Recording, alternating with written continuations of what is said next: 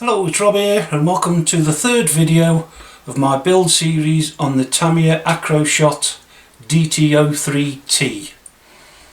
In this video we're going to look at parts bag C, and surprisingly for Tamiya there's only one step in this, which if you look is step 25. As I say in my unboxing, the manual shows friction shocks to build up. However, the kit was supplied with a hop-up option of the CVA damper set. So for now we'll get rid of the install guide and we'll look at this install sheet from the hop-up option, which I believe is item number 54567.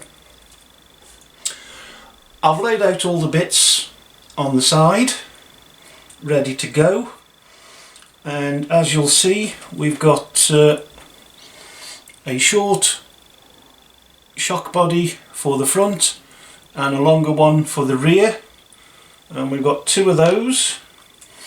And we also need two O-rings for each shock, one diaphragm, one piston, a spring holder, the ball end connector, and the top and bottom lugs.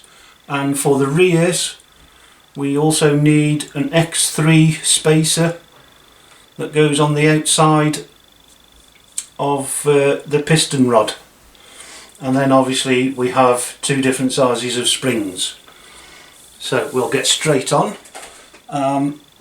Just before I do start, the kit was supplied with quite a large tub of the Tamiya soft oil, and you know what, I can't remember off the top of my head what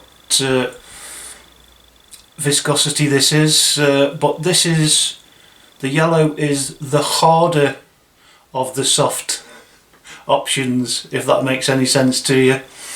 Now I'm not going to use that to start with because I just happen to have 3 little tubs of it that still have some left in, so I'm going to use these up first. And I'm going to get a bit of rag to catch any spillages.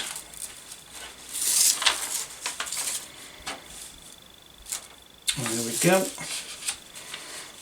And we'll start off with the small front shock, and the first thing they note is to put a bit of oil onto the O-rings before you put them in, but I think I'm going to do it the other way round, and I'm just going to pop them in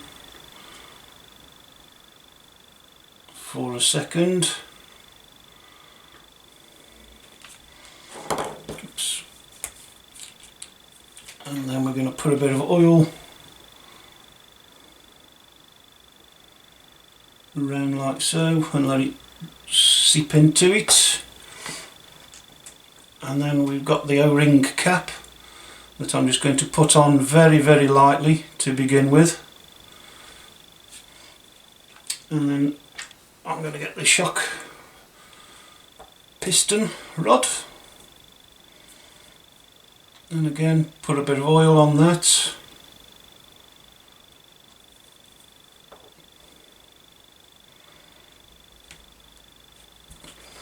Just to help ease it through the O-rings, and we push it through,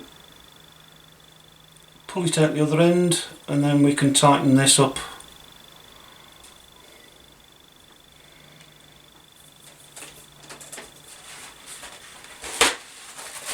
And then we can get rid of any excess oil that's come out of that.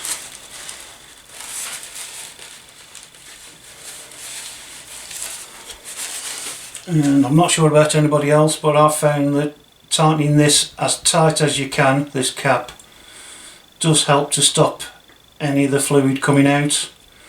At some point I may actually change the oil to thicker, but you've got to start somewhere, so we'll start with the stock supplied, and I'm then going to start to put on the ball connector and just see what happens.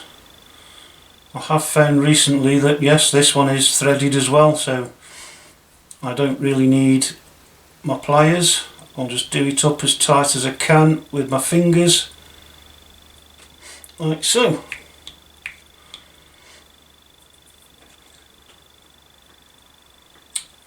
And we can do that for the rest of them.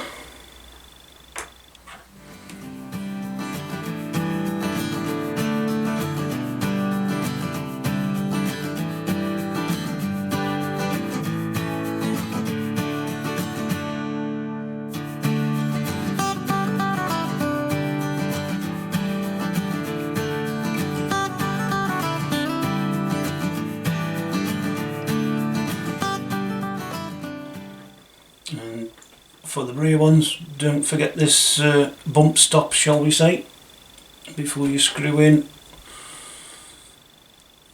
the ball connector.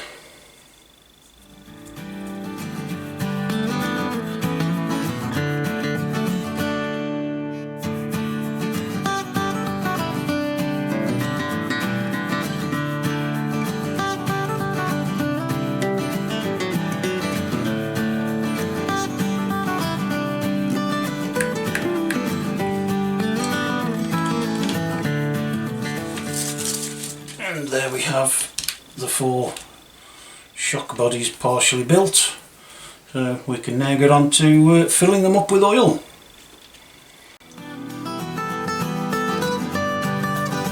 Now, I've seen various ways of doing this.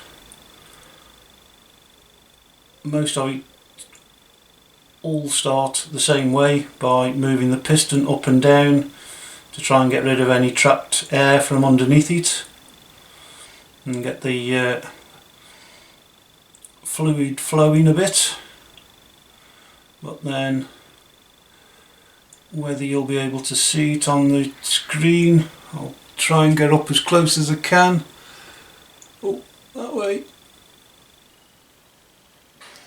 There's lots of tiny minuscule air bubbles in there that you need to get rid of.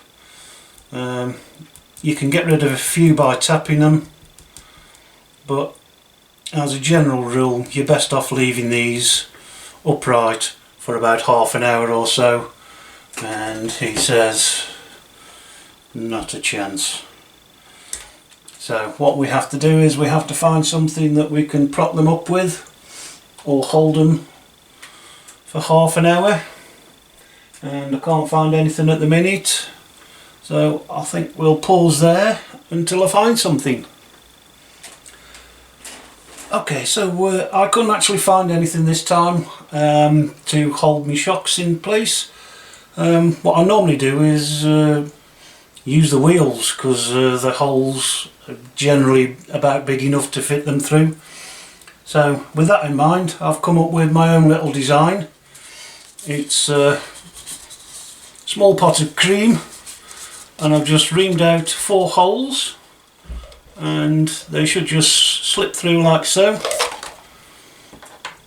So we'll put that there.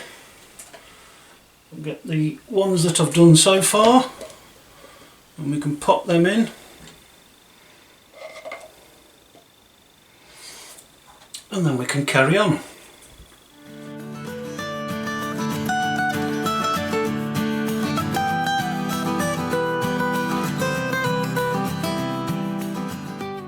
With these back ones, I don't know if you can see that, but with that spacer, the piston head still comes almost to the top, roughly the same position as the front ones. So without that, the piston could possibly move so far up that it catches on the diaphragm and possibly destroys the diaphragm. So that's why we've got this bump stop in place.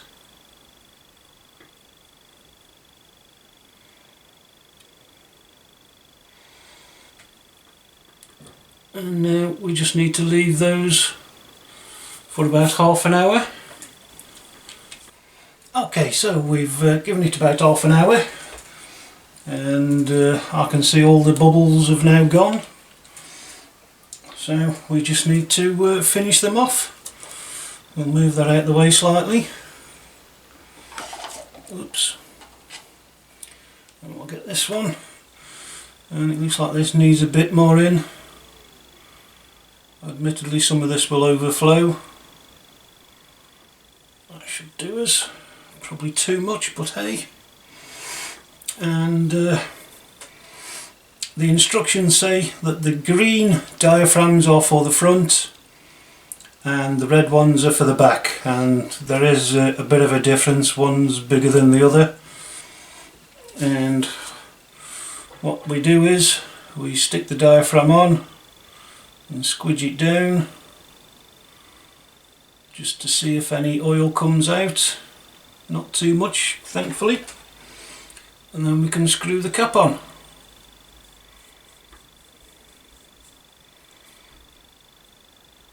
And again, you want this cap to be quite tight, and just check the bottom cap.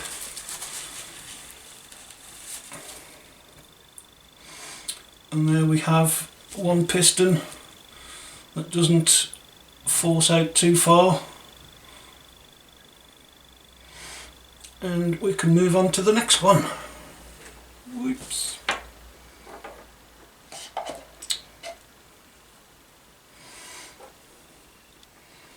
No, I think there's enough in there.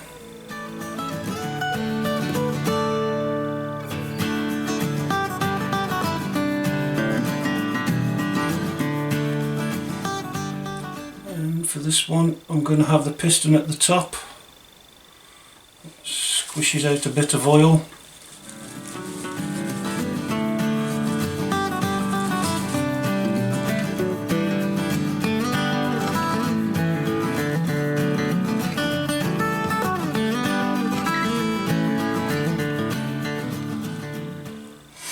If we do this one, we see it doesn't come back out at all.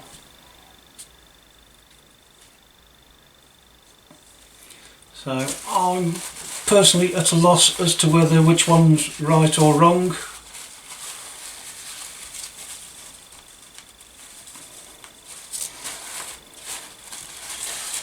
But I think I'm going to go with the second choice. And just to show you again, that's the first way of doing it, which is the piston at the bottom. So I'm just going to undo this.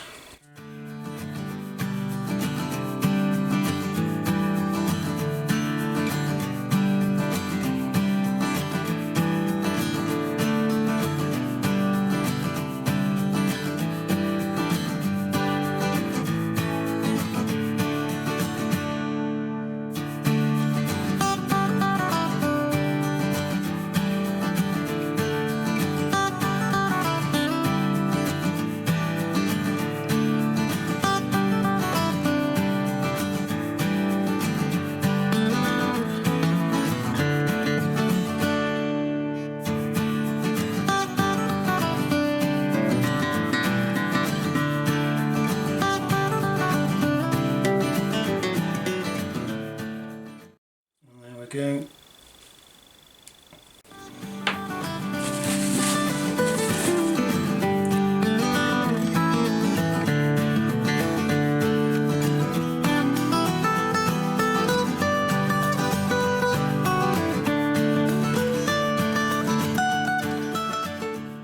And then the last step is to install the springs.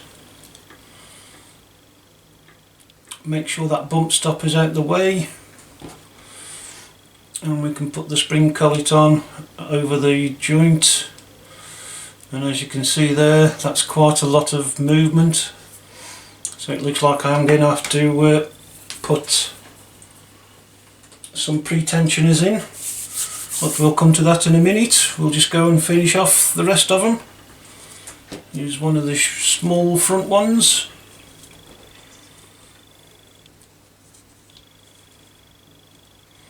And again, that's fairly loose, so I'm probably put at least the thin one in.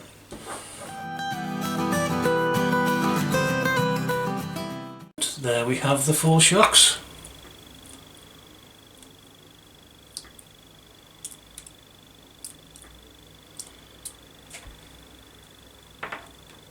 So we can now potentially move back onto the proper manual.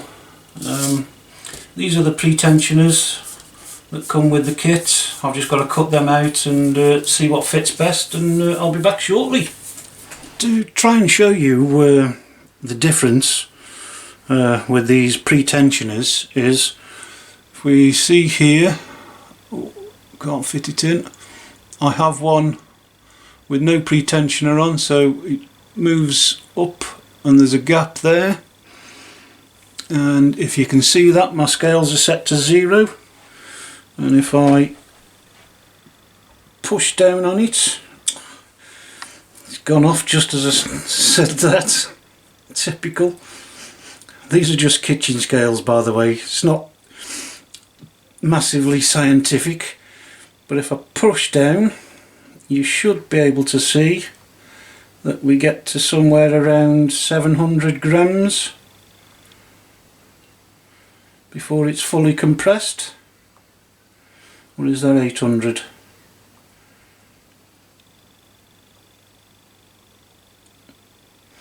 Yeah, between 650 and 750 without. But then this one, if you can see, oh, I've got the thickest pre-tensioner and the medium one, and the spring is maybe a bit firmly held. We could adjust that and put the thinner one in, but just to show you, if we press down now, we get to over 900, over 1000 grams, up to